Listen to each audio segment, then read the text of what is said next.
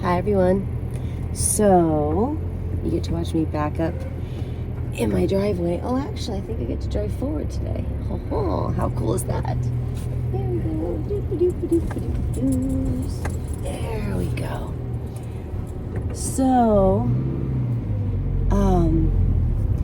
when we think about New Year's resolutions, right? We could call them last year's regrets. That might sound negative, but I don't think honesty is ever negative, and I think that's honest. I think that we resolve to do something different because we regret how we handled something in the previous year. Sorry for the beeping. That's annoying, isn't it? But so I tend to spend December thinking ahead with great excitement and preparing, because to change a habit isn't something that it's very well, if you are insincere, or even if you think you're sincere, what is sincerity? Sincerity is the act of taking something seriously enough to give it a fair chance of success. So if you're flippant, if you are just too casual about something that you want to do, then chances are you're telling yourself you want to change something, but you're not going to back it up. You're not actually bringing to it the attention necessary to achieve the goal. And then we have this thing that happens where people think that you fail to achieve your New Year's resolutions, you fall off, whatever. I think there are different ways to look at this. A person could say and the whole point is to be intentional and to really bring your best. This is where we fall into that realm of integrity. So if you want to get married, and you're going to tell your future spouse, I'm going to be all these things in your life. I'm going to be this, and this. What your spouse hopes is that you mean what you say, which is one of the 4 agreements, and that you are going to bring enough intention to those goals that you will actually achieve them. Someone's taking pictures of some bird up there. They have big fancy cameras. So imagine if your spouse says, I would never cheat on you.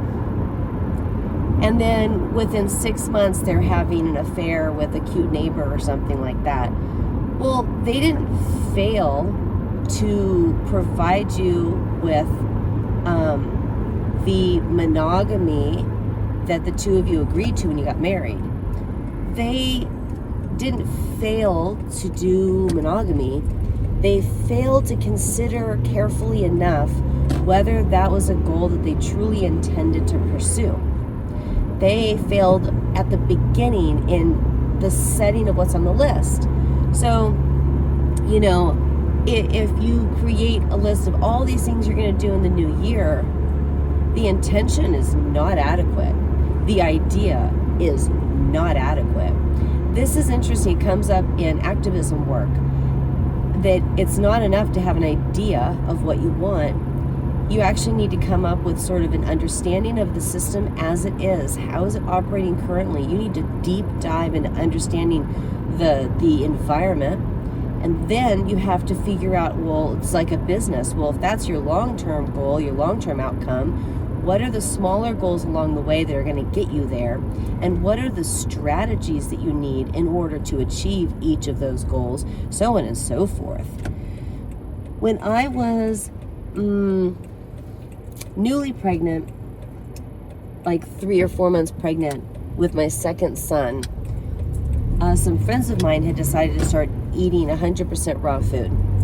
And this is a valid thing to explore in your life, and it's just an amazing experiment to do. and to see how your body responds. It wouldn't work for everybody. So I went to an event and I listened to these people talk and I was inspired, and I thought, okay, this makes logical sense to me. Every other animal on the planet eats 100% raw food, and raw food, in a nutshell, comes with all these enzymes that are naturally present. And if you destroy those enzymes are what break things down to a large degree.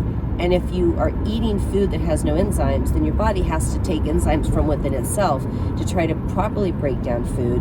And if you can't properly break down the food, it goes through your gut, but your body can't properly absorb the nutrients because the food isn't fully broken down to be bioavailable to get through your gut lining, and yada, yada, yada, okay? So I was like, this is great. I thought, I can do this. And within a week, with intention actually, and good effort, I was like, whoa, this is something I have to prepare for. I can't just do this.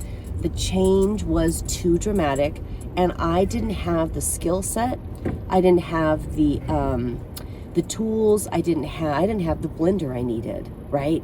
I still don't have a food processor. I never try to make hummus. You need a food processor to make hummus. Everything else is a fail. So I just never make homemade hummus. Unless I bought the tool, I wouldn't even try. Because I tried and it's miserable, and you feel frustrated because you're failing and you can't succeed. So I just backed off and said, all right, I'm going to research. I spent the next 6 months learning, had my baby, and about 3 months later, I had connected with the raw food community in the West Seattle area. There were people who had potlucks. I'd learned different recipes, and I decided, okay, now I had Jordy was 6 months old, and Roman was 3.5. I was nursing both of them full time. And I was like, in fact, I was the only source of food for Jordy. He didn't get any solids at all until about a year, which is how we did it with our boys. So I'm fully feeding this growing human and still nursing his older toddler brother. And I'm like, okay, I need a lot of calories in order to do this.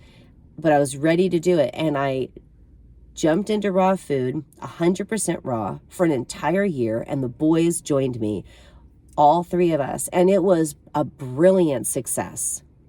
But it took literally 9 months of me learning, thinking, preparing, and getting my head wrapped around how I was going to do this.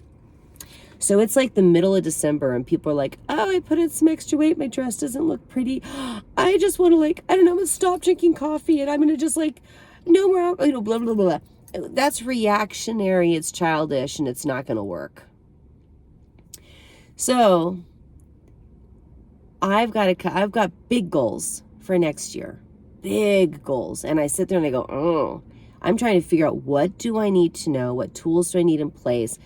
What am I going to lean into? Who am I going to call if I'm having a hard time around one of my goals?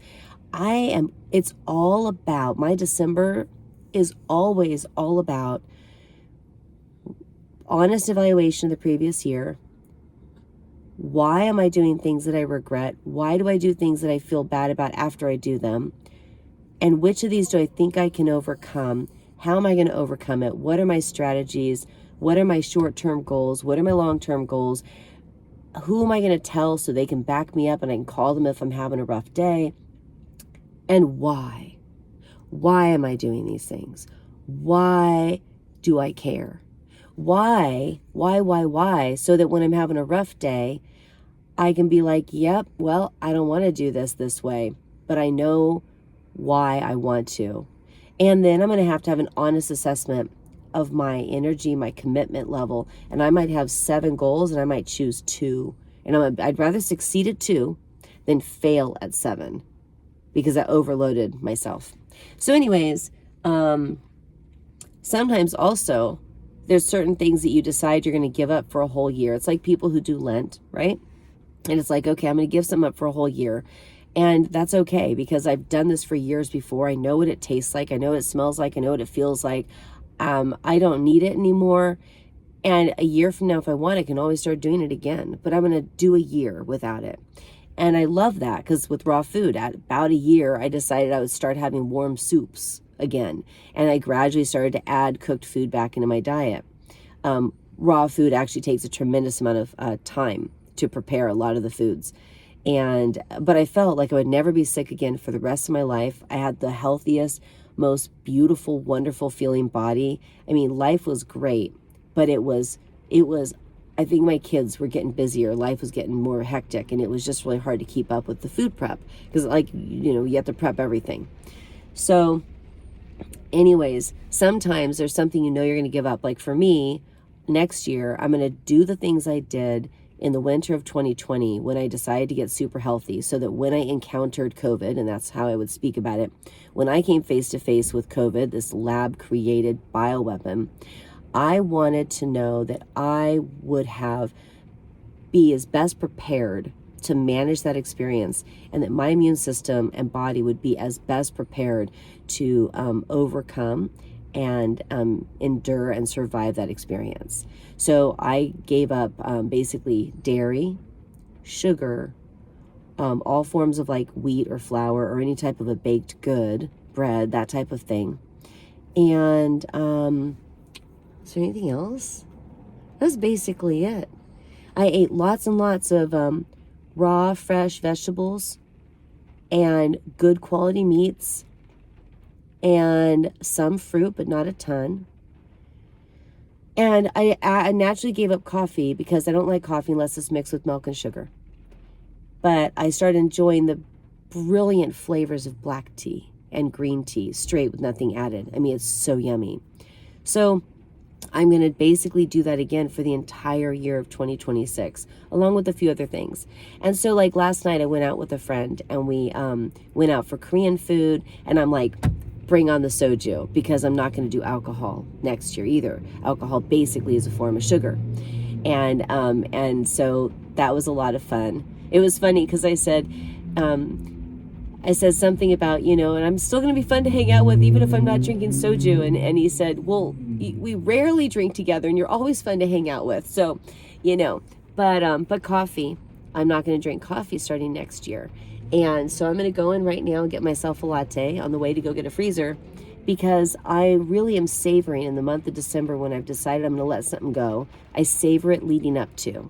You know, I'm like, I can enjoy this right now. Remember how much I enjoy this. And then also I'll be like, okay, and for a year, I don't need that. Anyways, just some thoughts on some healthy ways to approach the reality that we do. All of us should have regrets. If we don't have regrets, we're not looking at our life carefully enough, and we're not being honest enough. And if we're going to prepare for some new change, we want to put a lot of energy and effort into that preparation so we have at least a 90% chance of success. And by chance, I don't mean that it's a chance. It's still our decision. But we want to get ourselves to the point where we are 90% capable of achieving that goal. Otherwise, what's the point of setting the goal? You wouldn't say, I want to become a billionaire, because you know the chances of succeeding at that and what you would have to sacrifice to achieve that goal is something that most of us aren't willing to sacrifice, and we're not going to get there. We know that, so we don't set it as a goal. We might say, I want to own a home and have $1 million in investments when I retire, and we would be willing to pursue that because it's within our reach, it's reasonable. So be reasonable. And reasonableness means preparation and honesty. Okay, I hope you all have a great December, wonderful holidays, Merry Christmas, Happy New Year, and set yourself a really cool new goal for next year. What's the worst that would happen if you did one thing differently for an entire year?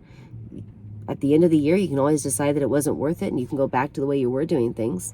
So why not experiment? We're on this planet to experiment. Bye.